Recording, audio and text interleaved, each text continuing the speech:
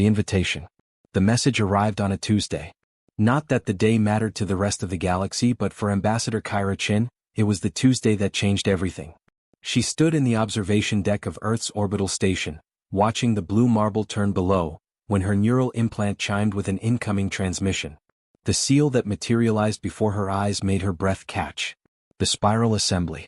The governing body of 47 star systems. The council that had, for 200 years since humanity's first jump into faster-than-light travel, politely ignored Earth's requests for recognition. Ambassador Chin, the holographic figure, began. It was a Velcrin, its crystalline body refracting light into rainbow patterns. I am High Coordinator Zyfex. The Assembly has reviewed humanity's latest petition. We are prepared to grant you observer status. Kyra's heart hammered. Observer status. Not full membership, but a foot in the door. A chance to be heard. However, Zyfex continued, and Kyra's excitement dimmed, there are conditions. You will be granted one opportunity to address the full council. One session. If your species can demonstrate sufficient value to the Assembly, full membership will be considered. If not, the Velcrin's facets shifted in what might have been a shrug. Earth will be designated a restricted world. No further contact. No trade. No travel beyond your system. One chance, Kyra whispered. One chance, Zyfex confirmed. The session convenes in 30 standard days. We suggest you prepare carefully, Ambassador. The council chamber has broken many who were unprepared for its scrutiny. The transmission ended, leaving Kyra alone with the weight of an entire species' future resting on her shoulders. The next 29 days were a blur of preparation. Kyra assembled a team: Dr. Marcus Webb, humanity's foremost xenosociologist, Commander Yuki Tanaka, a decorated military strategist, and Professor Amara Okoye, an economist who understood interstellar trade better than anyone alive. They're testing us, Marcus said during one late-night strategy session. His dark eyes were bloodshot from too much coffee and too little sleep. Every species that's joined the Assembly had to prove themselves. The Drexari demonstrated military might. The Calliopeans showed technological superiority. The Helkans offered resources no one else possessed. And what do we offer? Yuki asked, her fingers drumming against the table. We're newcomers. Our weapons are primitive by their standards. Our technology is borrowed and reverse-engineered. We have no unique resources. Amara leaned back in her chair. Then we offer what they don't expect. What they can't quantify or dismiss. Which is? Kyra pressed. We'll know when we get there, Amara said with a slight smile. We show them who humanity really is. It wasn't the concrete plan Kyra had hoped for, but as their ship jumped toward the Assembly's headquarters on the neutral world of Sanctum Prime, she realized it might be the only plan that mattered. The council chamber was breathtaking. It occupied the heart of a massive station orbiting Sanctum Prime, a structure built by species whose names had been forgotten millennia ago. The chamber itself was a sphere, with seating arranged in concentric rings that floated independently, defying gravity. At the center, suspended in empty space, was the speaker's platform. Kyra stood on that platform now, 400 delegates from 47 species watching her with eyes, sensors, and forms of perception she couldn't begin to understand. High Coordinator Zyfex's voice resonated through the chamber. The Assembly recognizes the human delegation. Ambassador Kyra Chin, you have been granted this session to present your species' case for membership. The floor is yours. Kyra took a breath. Behind her, holographic displays came to life, showing Earth, humanity's colonies, their achievements, and their history. She had rehearsed this speech 1,000 times. She began speaking. But 3 minutes in, a voice cut through her presentation like a blade. Point of order. It came from the Vexithai section, where a mantis-like being rose to its full 3-meter height. Counselor Thresh, if Kyra remembered correctly. High Coordinator, I move that we forego the standard presentation. Humanity's credentials are already in our records. I propose we move directly to questioning. Zyfex's crystalline body shifted, light bending through it in patterns Kyra was beginning to recognize as surprise. This is irregular, Counselor Thresh. But not without precedent. Ambassador Chin, do you consent to this format? Kyra's prepared speech dissolved in her mind. She glanced back at her team. Marcus gave a small nod. Trust yourself. I consent, Kyra said. Then let the questioning begin, Zyfex announced. And Kyra Chin realized the real test had just started. The gauntlet. The first question came from a being that looked like liquid mercury given form. Ambassador Chin, the Silvari delegate's voice rippled like water over stones, humanity has been in possession of faster-than-light technology for 2 centuries. In that time, you have established exactly 7 colony worlds. The Drexery Empire established 50 in their first century. Why should we admit a species that expands so slowly? What value do you bring to an assembly concerned with growth and prosperity? Kyra felt her team's eyes on her. This was the opening salvo and everyone in the chamber knew it. She could deflect, offer excuses about careful expansion and sustainable development. But something in the Silvari's tone told her that wouldn't be enough. Because we learned something you didn't, Kyra said clearly. We learned to ask permission first. A ripple of movement went through the chamber. Zyfex's facets caught the light sharply. Explain, the High Coordinator said. Each of our 7 colonies was established only after extensive contact with any indigenous life, any existing claims, any potential conflicts. Yes, it took us longer. But we don't have the skeletons in our closet that some assembly members do. She let her gaze drift across the Drexery section, where 3 lizard-like beings sat in stony silence. Our first century of expansion resulted in 0 wars, 0 genocides, and 0 species extinctions. Can everyone here say the same? The silence that followed was deafening. Then Counselor Thresh's mandibles clicked in what might have been approval or might have been anger. Bold words, human.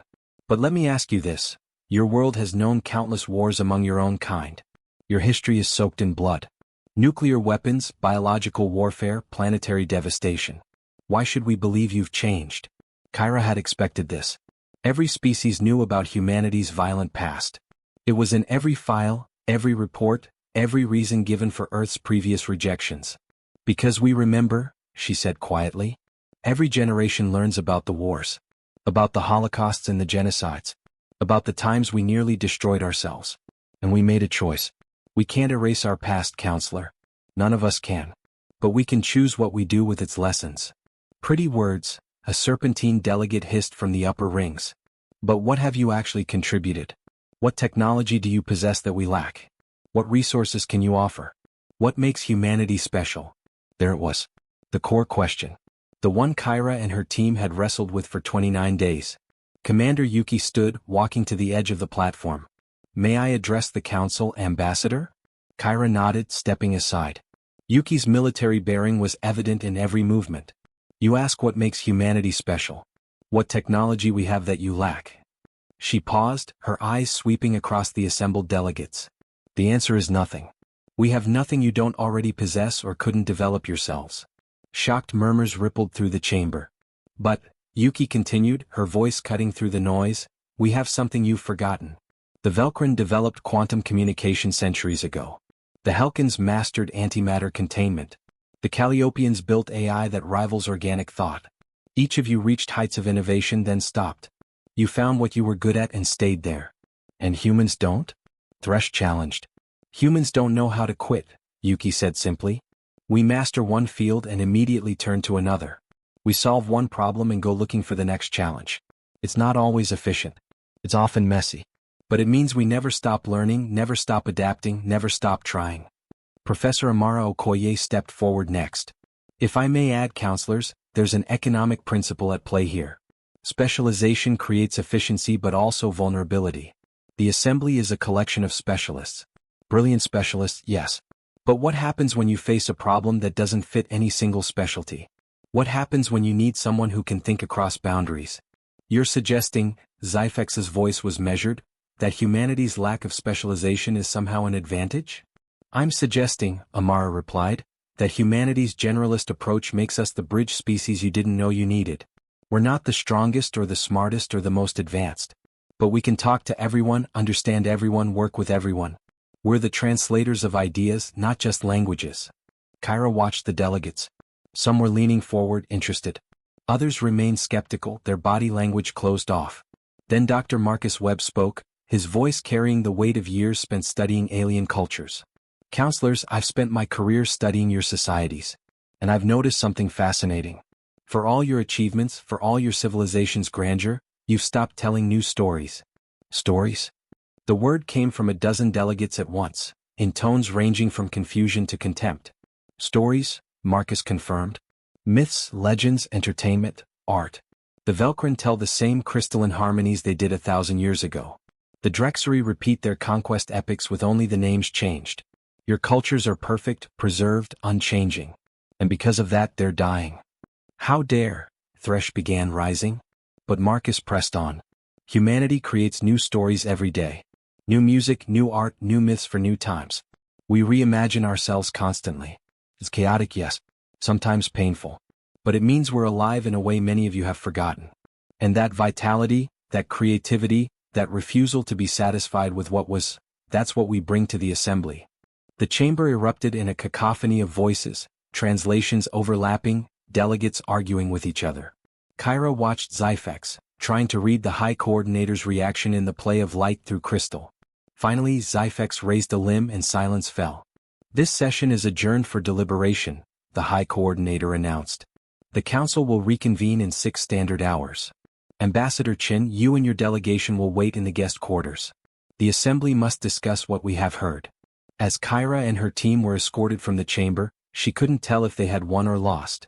But she knew they had given humanity's real answer. The waiting game.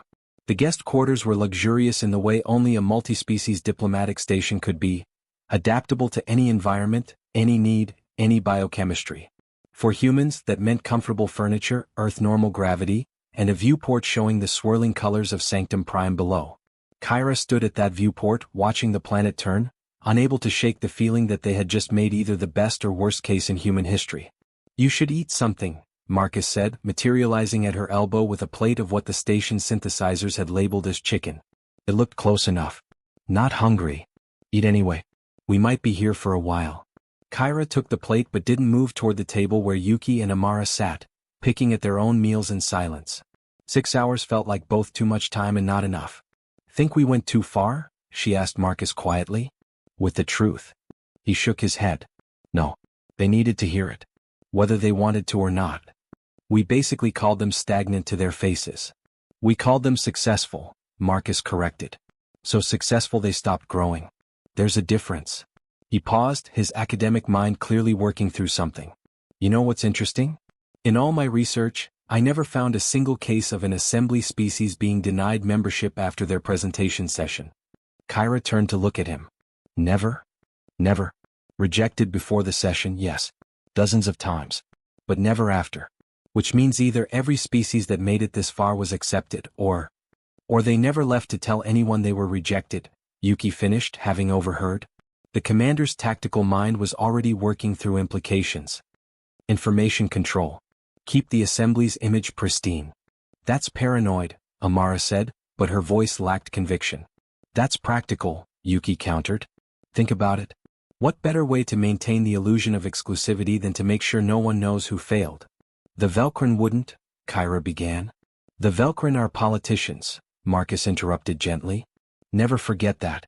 Zyphex might be more enlightened than most, but the High Coordinator still serves at the pleasure of the Council. And councils in any species care about appearances. Kyra set down her untouched plate. So we might have just sealed not only our rejection but our silence. Or, Amara said, her economist's mind finding the other angle, we might have done something no one else has done. Challenged them. Made them think. Forced them to justify their own existence. That's not necessarily better, Yuki muttered. The hours crawled past. They tried to distract themselves with small talk, with reviewing their presentation, with anything to pass the time.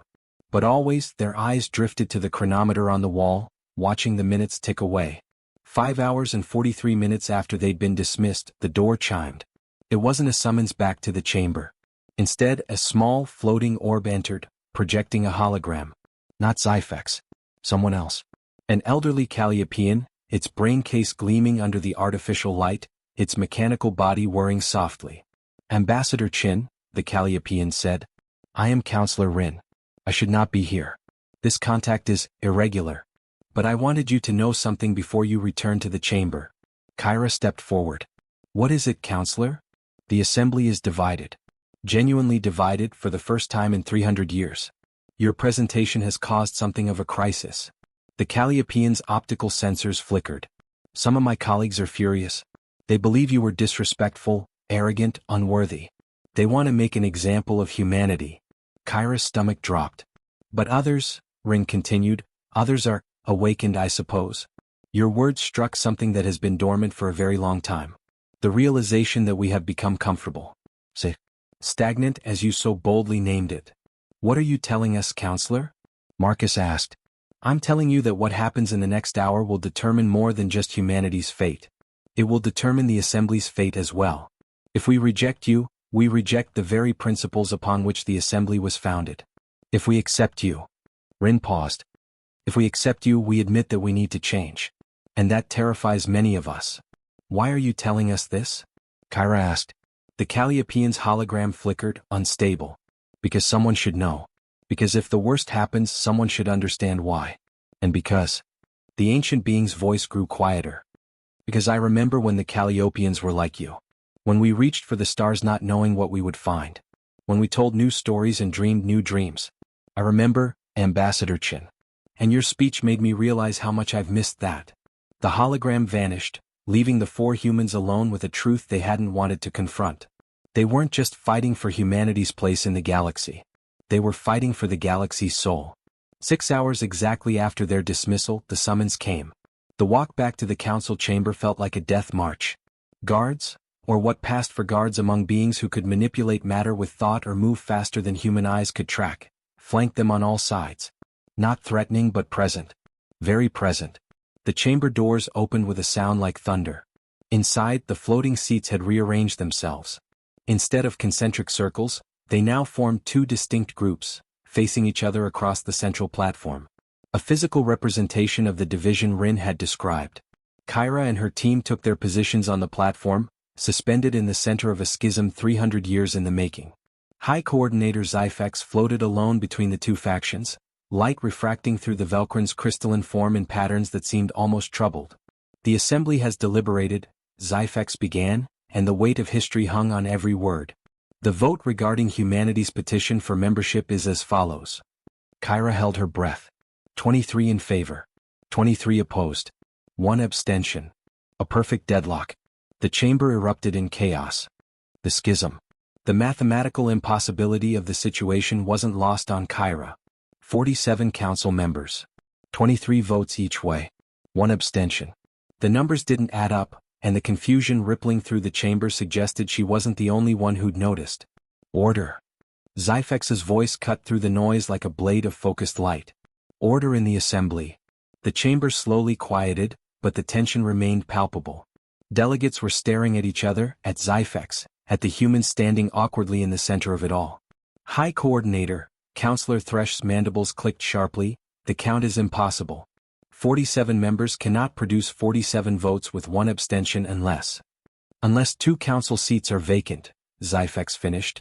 The Velcrin's light patterns shifted to something Kyra was beginning to recognize as resignation. The Zarathi delegation and the Malveran representative departed the Assembly 3 years ago. Officially, their seats remain open pending their return. Unofficially, we have been operating as a council of 45 for some time. Why wasn't this disclosed? The question came from the Silvari delegate, its liquid form roiling with what might have been anger. Because we hoped they would return, an elderly Helkan counselor said, its rocky body cracking with age. The Zarathi were founding members. The Malverans key mediators. Their absence is embarrassing. Embarrassing? Yuki whispered to Kyra. They're admitting they're falling apart. Marcus placed a hand on her shoulder. Don't interrupt. This is important. Counselor Rin's mechanical body whirred as the Calliopean spoke up. Perhaps this is precisely why humanity's petition came at the perfect time. We are no longer 47 voices.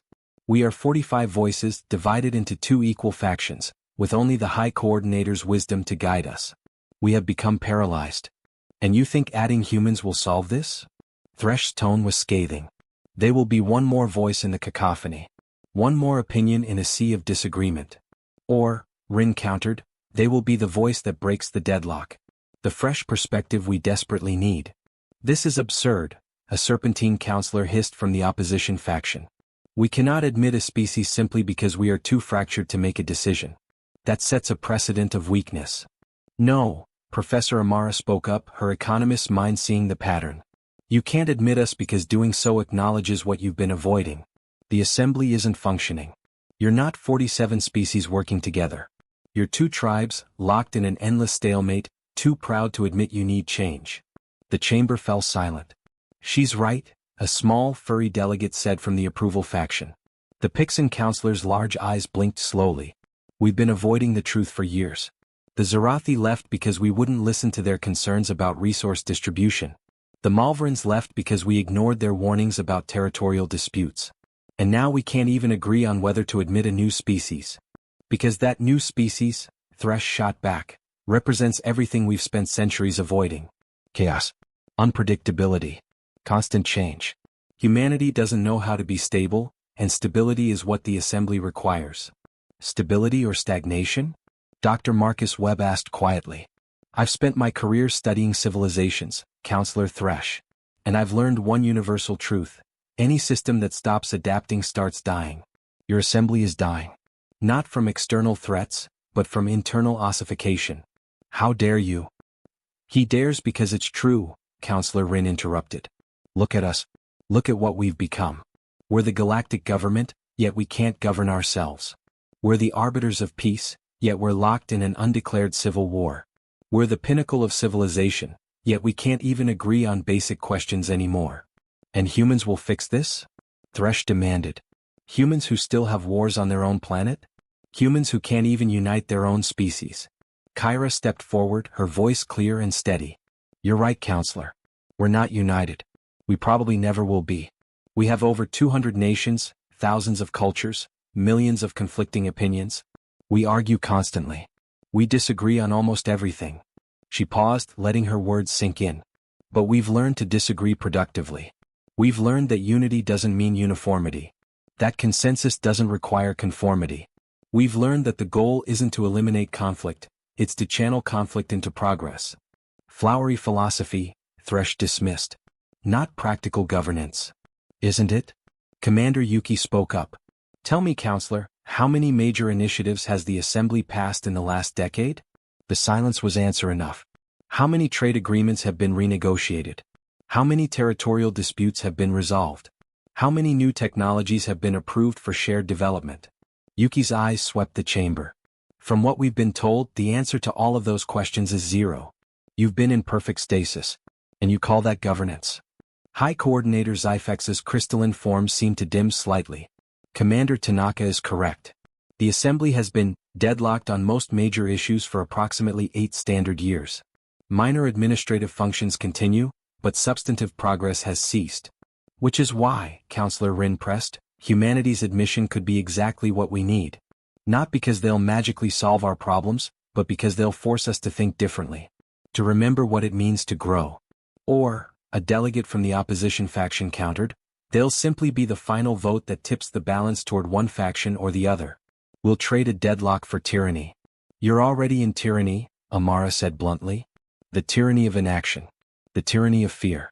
The tyranny of two sides so afraid of losing that neither is willing to risk winning.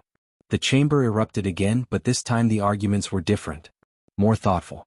More uncertain. Kyra caught Zyfex's attention. High Coordinator, may I make a proposal? The Velcrin's light patterns shifted. Speak, Ambassador.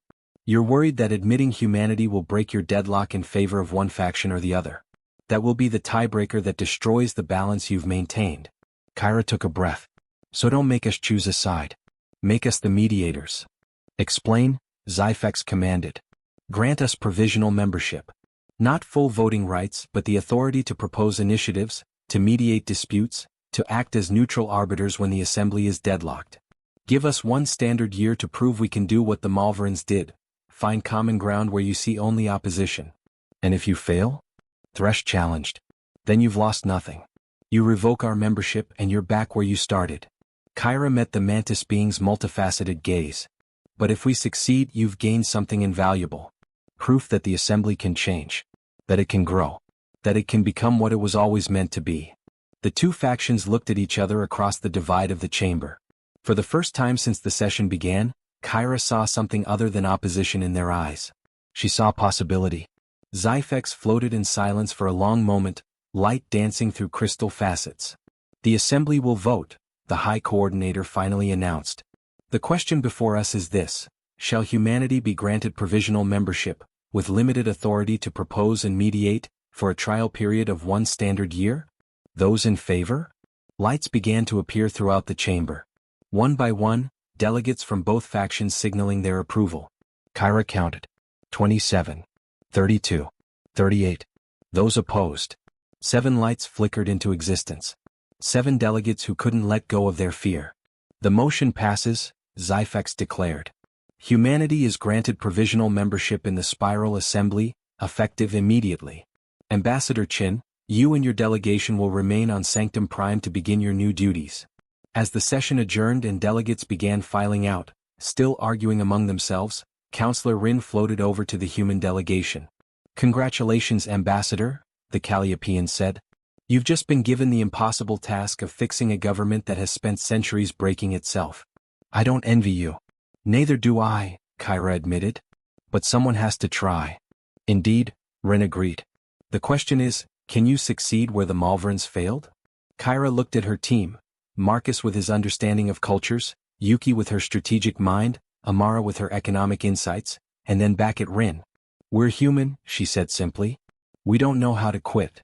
Rin's mechanical laughter echoed through the emptying chamber. Then perhaps there's hope for us yet. The first test. Kyra's new office overlooked the council chamber, a symbolic placement that wasn't lost on anyone. The mediator needed to be visible, accessible, perpetually present. The furniture had been hastily adapted for human use. The assembly didn't typically deal with species who sat, and the result was an awkward blend of alien ergonomics and human need. She'd been in the position for exactly 4 hours when the first crisis arrived. Ambassador Chin, Zyphex's hologram materialized in her office without warning, light patterns indicating urgency. We have a situation. The Drexery and Velcrin delegations have requested emergency mediation. The matter concerns the Theta Corridor. Kyra's neural implant pulled up files instantly. The Theta Corridor, a region of space equidistant between Drexery and Velcrin territories, rich in a rare mineral called resonite that the Velcrin used for their quantum communications and the Drexery used for their weapon systems. Both species claimed historical rights. Neither would back down. How long has this dispute been ongoing? Kyra asked. 47 standard years. 47, Kyra stopped herself. And it's just now reaching emergency status? The Drexery fleet moved into the corridor 3 hours ago. The Velcrin consider this an act of war. They've given the Drexery 32 hours to withdraw, or they will respond with force. Of course. 4 hours into her tenure, and Kyra was already facing potential interstellar war. Assemble both delegations in Mediation Chamber 7, she said, already moving toward the door. I'll meet them there in 15 minutes. Marcus intercepted her in the corridor, his face pale. Tell me you have a plan. Not even slightly. That's what I was afraid of. Mediation Chamber 7 was smaller than the main council hall, designed for private negotiations. The Drexery delegation waited on one side, 3 lizard-like beings whose scales reflected their aggressive mood in deep reds and oranges. Across from them, the Velcrin contingent stood perfectly still, their crystalline bodies refracting light in sharp, angular patterns that spoke of barely contained fury. Kyra entered with Marcus, Yuki, and Amara flanking her. She'd learned in her years as a diplomat that first impressions in mediation were everything. Show weakness and both sides would walk over you. Show bias and you'd lose all credibility. Show humanity, she thought, and maybe they'll remember why they asked for help. Thank you for agreeing to mediation, she began, taking her position at the head of the table. Before we discuss the Theta Corridor, I need both delegations to understand the ground rules. First, no threats of military action in this room. Second, no interrupting when the other side is speaking. Third, everything said here is confidential unless both parties agree otherwise. Can you accept these terms? The Drexery commander, General Vexer, hissed softly. We came out of courtesy to the High Coordinator, human. Do not mistake that for weakness. I wouldn't dream of it, General, Kyra replied calmly. Just as I hope you won't mistake my youth or species for incompetence. Now, can you accept the terms? A moment of silence. Then both sides nodded. Good. Let's start with the facts. The Theta Corridor contains significant resonite deposits. Both the Drexery Empire and the Velcrin Collective claim historical rights to the region. General Vexer, your fleet entered the corridor 3 hours ago. Why? Vexer's scales rippled. The corridor belongs to the Drexery by right of discovery. Our ancestors mapped those stars 400 years ago, long before the Velcrin achieved spaceflight. The resonite is ours. Counselor Zyphex? Kyra turned to the Velcrin delegation lead. Your response. Zyfex's light patterns were controlled but intense. Discovery is not ownership. The Drexery mapped the stars, yes. But they never established a permanent presence, never claimed the territory, never developed the resources. When the Velcrin achieved faster-than-light travel, we found the corridor empty and made it productive. We've maintained mining operations there for 200 years. Illegal mining operations, Vexer interjected. Theft of Drexery property. On unclaimed territory, Zyfex countered. Which you suddenly decided to claim only when you realized its value. And there it was. Both sides had valid points. Both sides had legitimate grievances. Both sides were completely deadlocked. Kyra glanced at her team. Amara was already working her neural interface, pulling up economic data. Marcus was watching the body language of both delegations, reading the subtext beneath the words. Yuki was studying the tactical maps, understanding the military implications. Let me ask a different question, Kyra said. What would resolution look like to each of you? General Vexer? The Drexery Empire requires exclusive access to the corridor and full control of all resonite extraction. We will compensate the Velcrin for any equipment they must abandon. Counselor Zyfex?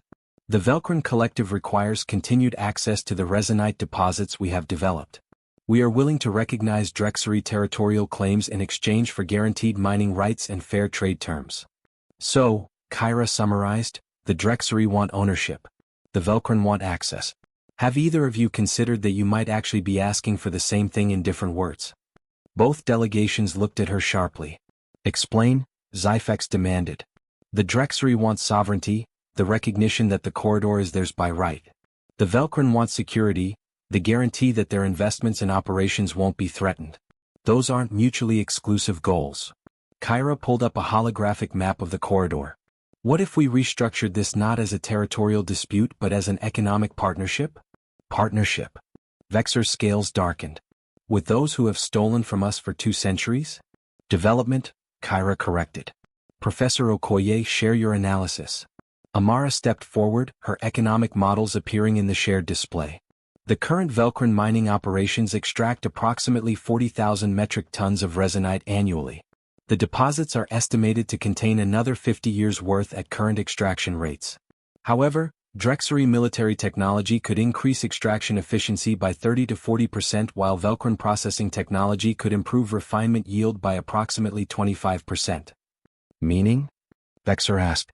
Meaning, Amara continued, if you combined your technologies and expertise, you could extract more resonite, process it more efficiently and extend the operational lifespan of the deposits significantly. Instead of fighting over a finite resource, you could make that resource more productive. A joint development corporation, Kyra said. The Drexery provides security and extraction technology. The Velcrin provide processing and distribution. Profits split based on capital investment and operational contribution. The corridor remains Drexery territory by treaty, but the Velcrin gain guaranteed access and economic stake. Zyfex's light patterns shifted, calculations running through crystal pathways. The economic model is sound. Our quantum communication networks require steady resonite supplies. A partnership would provide long-term stability. And the Drexery Empire gains recognized sovereignty over strategically valuable territory, Yuki added, reading the tactical implications. Plus a steady income stream without the expense of developing mining infrastructure from scratch. Vexer's scales flickered between colors, red anger fading to orange consideration, then to yellow contemplation. The Drexery High Command would need guarantees. Ironclad treaties. Security protocols. Which we can draft, Marcus said. Drawing from successful resource-sharing agreements from both your cultures' histories. The Drexery-Pixon Trade Compact of 2 centuries ago. The Velcrin-Helkin Development Zone in the Andera sector. Proven models that we adapt to this specific situation. This still leaves the question of governance, Zyfex said. Who adjudicates disputes within the partnership? A neutral arbitration board, Kyra proposed. 3 members, 1 Drexery, 1 Velcrin, 1 from a neutral assembly species. Decisions require 2/3 majority. If the board deadlocks, the issue comes to assembly mediation. She watched both delegations carefully. Vexer's scales were cycling through colors more slowly now, his aggressive posture easing. Zyfex's light patterns had softened, becoming less angular, more contemplative. There is another consideration, Zyfex said quietly. If the Velcrin Collective and the Drexery Empire can resolve a 47-year dispute through negotiation rather than force, it sends a message to the entire assembly. That cooperation is possible, Kyra agreed. That the deadlock can be broken. That change doesn't require choosing sides, it requires finding new solutions. Vexer leaned back, his scales settling into a deep green. Acceptance, Marcus's cultural database informed Kyra. The Drexery delegation will recommend this proposal to the High Command. We require 72 hours to receive authorization. The Velcrin Collective will convene its decision matrices, Zyfex said. We will have an answer within the same time frame. As both delegations filed out, still eyeing each other warily but no longer with open hostility, Marcus let out a long breath. We just prevented a war, he said quietly. We delayed a war, Yuki corrected. If either side rejects the proposal, we're back to square one. Except now they'll be even more entrenched because they tried negotiation and it failed. Always the optimist, Amara said, but her smile was tight with tension. Kyra returned to her office, exhaustion hitting her like a physical weight. 4 hours into the job and she'd already faced the first test. The next 72 hours would determine whether humanity's approach to conflict resolution could work on a galactic scale. Her neural implant chimed. A message from Counselor Rin. Impressive work, Ambassador. The Assembly is watching. Some with hope. Others with resentment. Be careful. Not everyone wants you to succeed. Kyra stared at the message for a long moment, then deleted it. She was beginning to understand that mediating the Assembly's conflicts was only part of her job. Surviving the politics might be the harder challenge. The turning point. The 72 hours felt like 72 years. Kyra barely slept, spending her time preparing contingency plans with her team. What if the Drexery rejected the proposal? What if the Velcrin refused? What if both sides used the negotiation period to position their military forces for advantage? Yuki's tactical models grew increasingly grim as she tracked fleet movements. The Drexery had reinforced their position in the Theta corridor. The Velcrin had moved 3 quantum disruption platforms into range. Neither side was backing down. On the morning of the third day, both delegations returned to Mediation Chamber 7. Kyra could tell from their body language before anyone spoke. Vexer's scales were a deep, angry red. Zyfex's light patterns were sharp and aggressive. Something had gone wrong. The Drexery High Command has reviewed your proposal, Vexer began, his voice tight with barely controlled fury. They find it unacceptable. Kyra's heart sank. On what grounds, General? The profit-sharing formula. Your economist suggested a split based on capital investment and operational contribution. The High Command interprets this as giving the Velcrin equal standing on Drexery territory. They demand a 60-40 split in favor of the Drexery, reflecting our territorial sovereignty. Zyfex's crystalline form seemed to vibrate with anger. The Velcrin Collective has also reviewed the proposal. Our decision matrices calculated that the partnership could be advantageous. However, we cannot accept terms that treat us as junior partners in operations we have maintained for 2 centuries. We require 55% to reflect our operational expertise and established infrastructure. The math didn't work. 60 plus 55 equaled deadlock, dressed in new language. So we're back where we started? Marcus said quietly.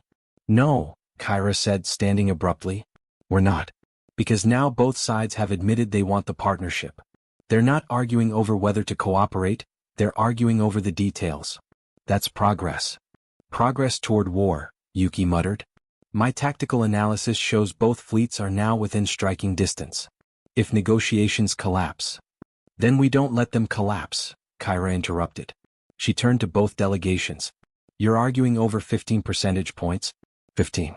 You're willing to go to war to destroy each other's ships, to kill each other's people, over 15 percentage points of a resource-sharing agreement. 15% of trillions, Vexer corrected. Over decades. The numbers are significant. The principle is more significant, Zyfex added. The Velcrin will not accept subordinate status. And the Drexery will not surrender sovereignty, Vexer finished. Kyra looked at Amara. Is there a formula that satisfies both requirements? The economist was already working, numbers flowing across her neural display. There might be. If we restructure the agreement from a simple profit split to a tiered system. She pulled up a new model. Phase 1. For the first 10 years, The Velcrin receive 55% to compensate for their existing infrastructure and expertise. Phase 2, years 11 through 20, the split becomes 50-50 as Drexery investment reaches parity. Phase 3, year 21 onward, the Drexery receive 55%, reflecting their territorial sovereignty. Over the full 30-year projected lifespan of the enhanced deposits, Amara continued, the average split is essentially 50-50, but each side gets their symbolic acknowledgement.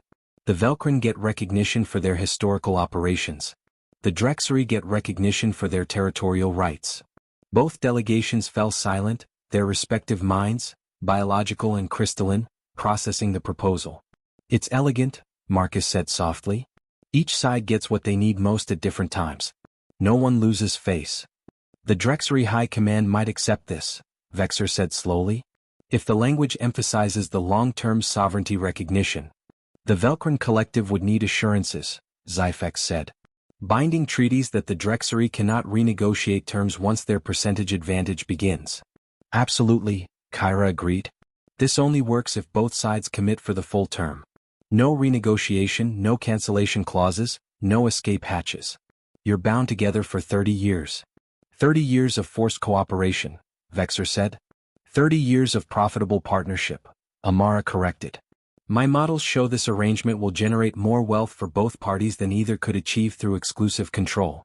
And that's not even counting the military expenses you'll avoid by not fighting a war. Zyfex's light patterns shifted through multiple configurations, running probability calculations. There is wisdom in this approach. The Velcrin Collective values long-term stability. This provides it. The Drexery Empire values strength, Vexer said. But we also value honor. If the Velcrin commit to this agreement in good faith, the Drexery will do the same. Then you have 72 more hours, Kyra said. Return to your leadership. Present this revised proposal. But I need something from both of you first. Both delegations looked at her. Pull your fleets back. Not all the way out of the corridor, but far enough that you're not on each other's throats. Show the assembly, show yourselves, that you're serious about negotiation. And if the other side doesn't pull back? Vexer challenged. Then you'll have lost nothing but a tactical position you can re-establish in hours, Yuki said. But if you both pull back, you'll have gained proof that trust is possible. The two delegations looked at each other across the table. For the first time since the negotiations began, they weren't looking through each other or past each other. They were actually seeing each other. The Velcrin will withdraw to a range of 5 light hours from the primary extraction zone, Zyfex said. The Drexery will match that withdrawal, Vexer agreed. As both delegations left, together this time talking quietly about technical details, Marcus shook his head in wonder. You just got two species who've been enemies for nearly half a century to coordinate military movements, he said. Do you realize how significant that is? It's not over yet, Kyra reminded him. We have 3 more days. 3 more days for something to go wrong. But for the first time since taking the position, she felt something she hadn't allowed herself before. Oh. The next 72 hours were different. News of the fleet withdrawal spread through the assembly like wildfire. Delegates from both factions began approaching Kyra, requesting private meetings. Some wanted to understand her mediation techniques. Others wanted to propose their own deadlocked issues for resolution. A few, Kyra noted, seemed less pleased with her success. Counselor Thresh was among them. The Vexathai appeared in her office on the evening of the second day, uninvited and unwelcome. Ambassador Chin, Thresh's mandibles clicked in a pattern Marcus had identified as condescension. You have had an eventful week. Counselor. To what do I owe the visit? A warning. Thresh settled into a position that approximated sitting, though the mantis-like being looked deeply uncomfortable in the human-sized furniture. You believe you are solving problems. But you are creating new ones. Preventing war creates problems? Changing the balance of power creates problems, Thresh corrected. The Drexery and Velcrin have been opposed for decades. That opposition was stable. Predictable. Many of us built our own policies around that stability. Now you've introduced uncertainty. Kyra leaned back in her chair. You're saying the Assembly preferred a Cold War to actual peace? I'm saying the Assembly understood how to navigate a Cold War. Peace between the Drexery and Velcrin changes everything. Trade routes. Alliance structures. Power dynamics. You've thrown a stone into a still pond, human, and you haven't considered the ripples. Or, Kyra said carefully, Some people benefited from the conflict and don't want it resolved. Thresh's mandibles clacked. Anger, definitely anger. Careful, Ambassador. You are still on probation. Your provisional status can be revoked at any time. Is that a threat, Counselor? It's a fact. Thresh rose, towering over Kyra's desk. You have 9 more months to prove humanity's worth. I will be watching. And I will be counting your failures. After Thresh left, Kyra sat in the dark office for a long time. Her neural implant chimed. A secure message from Counselor Rin. I saw Thresh leave your office. Don't let him intimidate you. He represents the old guard, those who fear change more than they fear stagnation. But he's not wrong about one thing. Success has made you visible. And visibility attracts attention. Not all of it friendly. Kyra closed her eyes. She'd been so focused on solving the immediate crisis that she hadn't considered the larger implications. By succeeding, she'd proven that change was possible. And for those who profited from the status quo, that made her dangerous. On the morning of the 3rd day, both delegations returned. This time, their body language told a different story. Vexor's scales were a calm blue-green. Zyfex's light patterns were soft and regular. The Drexery High Command has accepted the revised proposal, Vexor announced. All terms, all conditions, all timelines. We are prepared to sign a binding treaty. The Velcron Collective's decision matrices have reached consensus, Zyfex added. We agree to the 30-year partnership under the proposed terms. We are ready to formalize the agreement. Kyra felt the tension she'd been carrying for 6 days suddenly release. They'd done it. Against all odds, against centuries of mistrust, they'd found a solution. Then let's make it official, she said. The treaty signing took place in the main council chamber, with all 45 active members of the assembly present. It was a public acknowledgement that change was possible, that deadlocks could be broken, that new solutions could be found. High Coordinator Zyfex presided over the ceremony, light patterns showing what Kyra had learned to recognize as satisfaction. Today marks a historic moment for the Spiral Assembly, Zyfex announced. 2 member species, divided by decades of dispute, have chosen cooperation over conflict. They have done so through the mediation of our newest provisional member. Humanity has proven in less than 1 standard week, what many claimed was impossible. Vexor and Zyfex placed their respective marks on the treaty document, scale print and light signature, binding under assembly law. As the chamber erupted in applause and its alien equivalents, Kyra looked around at the assembled delegates. Some were celebrating. Others were thoughtful. A few, including Thresh, watched with expressions she couldn't quite read. But they were all watching. And Kyra realized that the real work had only just begun. The legacy. 6 months had passed since the Theta Corridor Treaty. In that time, Kyra and her team had mediated 17 disputes, from minor trade disagreements to major territorial questions. Their success rate was 76%, not perfect but unprecedented in recent assembly history. The council was changing. Slowly, painfully but undeniably changing. The 2 factions that had defined assembly politics for years were beginning to blur. Delegates who had been locked in opposition were finding common ground. New alliances were forming across old boundaries. And not everyone was happy about it. Kyra stood in the council chamber, preparing for what might be her most important mediation yet. The issue at hand, whether to invite the Zarathi, one of the departed founding members, back into the assembly. The debate had been raging for 3 weeks. The approval faction argued that the Zarathi's return would strengthen the assembly. The opposition faction insisted that rewarding deserters would encourage others to leave whenever disagreements arose. Both sides had requested Kyra's mediation. And both sides had very different ideas about what resolution should look like. Ambassador Chin, Counselor Thresh spoke, his mandibles clicking in the pattern Kyra had learned meant he was about to cause trouble. Before we begin this mediation, I believe the assembly deserves a broader discussion. Kyra's instincts prickled. What kind of discussion, Counselor? About humanity's provisional membership. It has been 6 months. Perhaps it is time we evaluated whether this experiment has been successful. The chamber went quiet. High Coordinator Zyfex's light patterns sharpened. Counselor Thresh, this is neither the time nor the proper forum. On the contrary, Thresh interrupted, this is precisely the time. We are about to grant provisional humans authority to mediate one of our most significant decisions. Should we not first determine if they have earned that authority? Kyra saw the trap immediately. If she defended herself, she'd look defensive. If she stayed silent, Thresh would control the narrative. Either way, he was trying to undermine her credibility before the Zarathi mediation even began.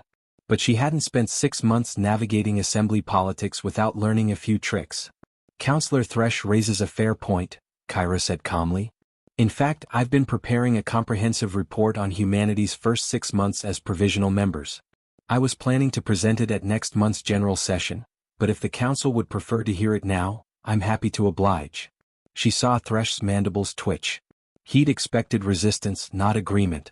Please proceed, Ambassador, Zyfex said, a hint of amusement in the crystalline voice. Kyra pulled up her data. In the past 6 months, humanity has mediated 23 disputes. I initially said 17, but 6 more have been resolved since then. Of those, 18 have resulted in binding agreements. 3 are still in negotiation. 2 reached impasse, though both parties agreed the mediation was conducted fairly. An impressive statistic, the Pixon counselor noted. More impressive than the numbers, Counselor Rin added, is the quality of the resolutions. The Theta Corridor Treaty alone has generated economic benefits exceeding early projections by 32%. Both the Drexery and Velkrin have reported increased efficiency and decreased conflict. But what of the failures? Thresh pressed. What of the trade dispute between the Calliopians and the Helkins? That mediation collapsed spectacularly. It did, Kyra agreed. Because both sides wanted validation, not resolution. They wanted me to declare a winner and a loser. When I refused and tried to find compromise, they rejected mediation entirely.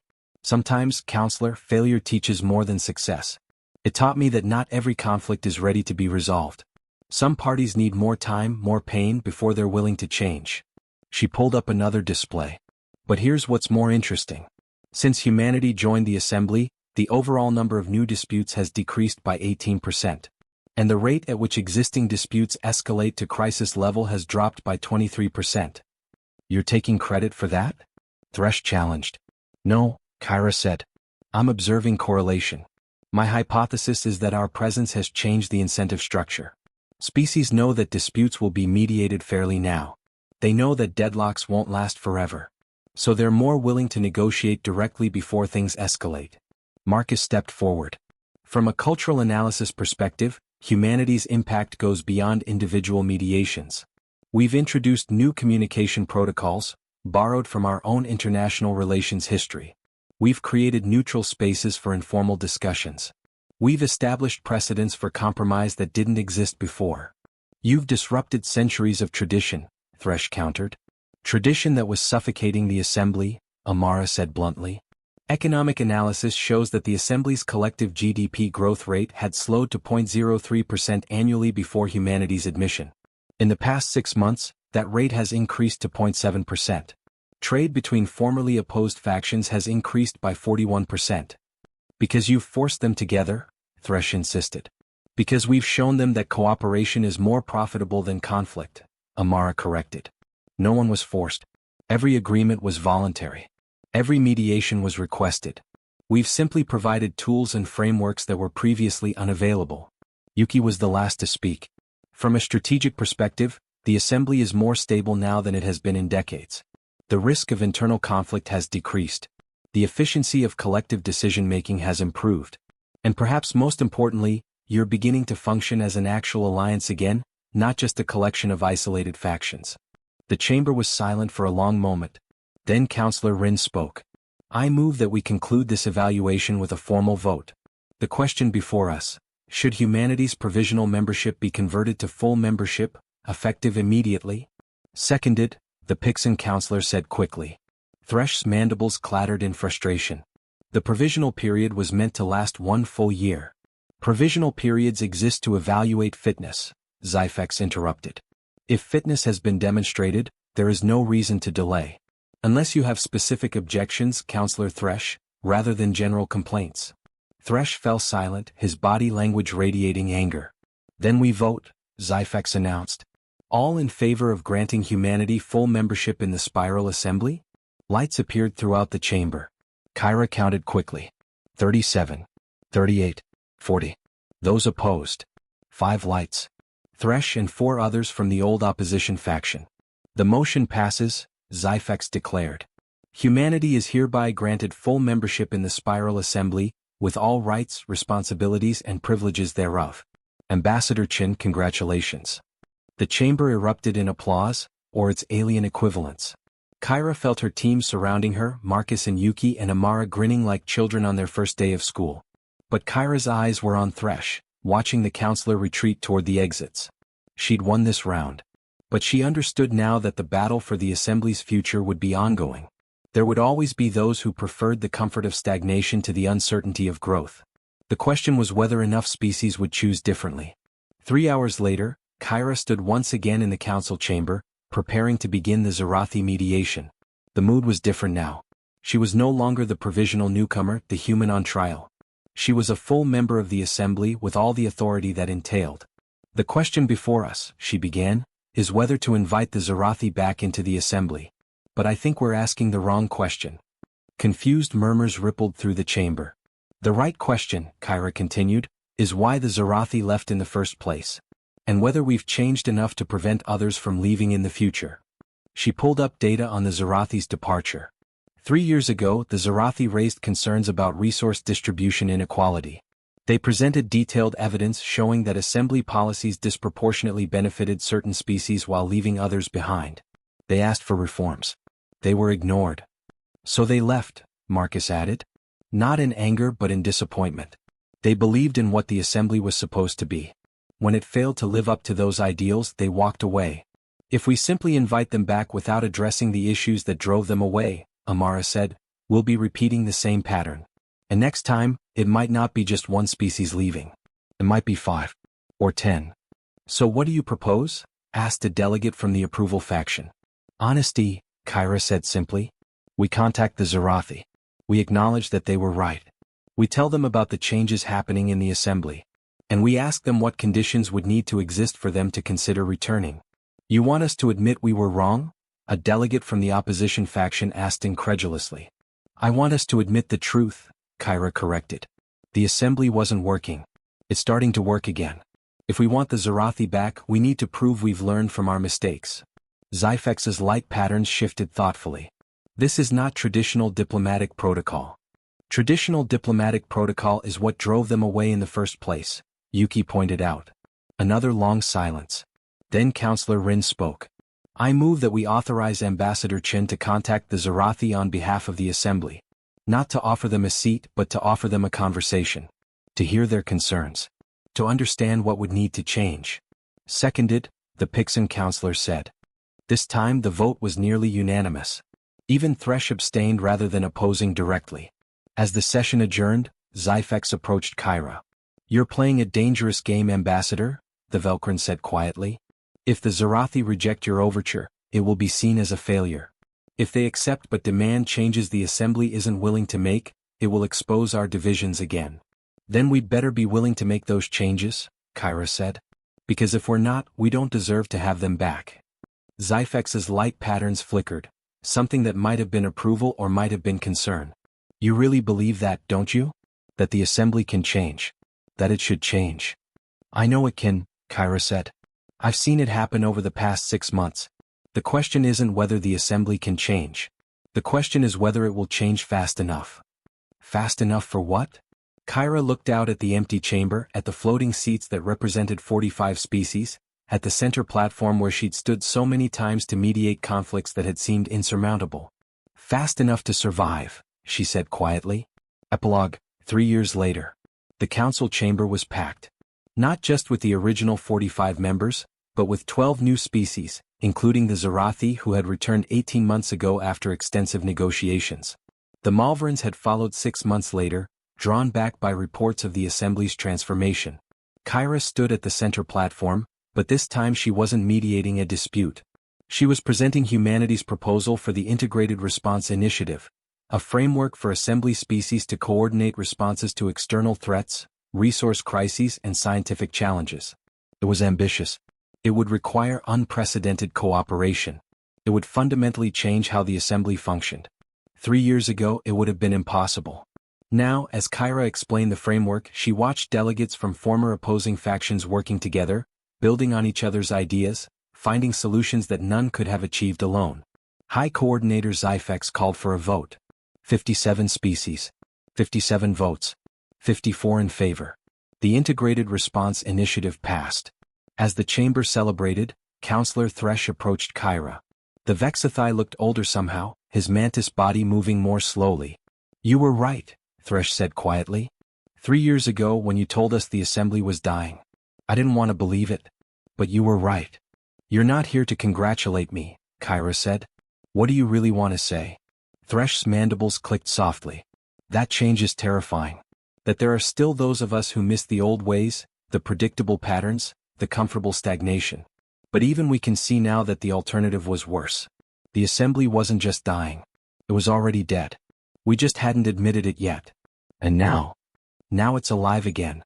Messy, chaotic, unpredictable. Just like humanity." Thresh paused. "I still don't like you, Ambassador Chin. But I respect what you've accomplished. And perhaps that's more important." As Thresh walked away, Marcus joined Kyra on the platform. 3 years, he said. From provisional member to full member to one of the most influential voices in the assembly. Not bad for a species that was ignored for 2 centuries. "We didn't do it alone," Kyra reminded him. "The Zarathi returning. The reforms we pushed through. The new communication protocols. None of that was just humanity. It was the assembly deciding to be better. Inspired by humanity," Marcus countered. "Don't undersell what we accomplished." Kyra watched the delegates mingling, former enemies laughing together, new alliances forming, old wounds healing. "You know what the strangest thing is?" she said. "We didn't save the assembly by being the strongest or the smartest or the most advanced. We saved it by being the most human." "What does that mean?" Yuki asked, joining them with Amara. "It means we're stubborn enough to keep trying when everyone else has given up. Optimistic enough to believe change is possible even when all evidence suggests otherwise. And empathetic enough to understand that everyone's fears and hopes matter, not just our own." "Humanity, fuck yeah," Amara said with a grin, invoking the old internet phrase that had somehow become an unofficial motto. "No," Kyra said, looking out at the thriving, chaotic, wonderfully alive assembly. "Humanity, fuck yeah. Because in the end, it wasn't about humanity being superior to other species. It was about humanity showing other species that they could be more than they thought possible. That stagnation wasn't safety. That change wasn't death. That growing pains, however uncomfortable, were infinitely better than the slow fade into irrelevance.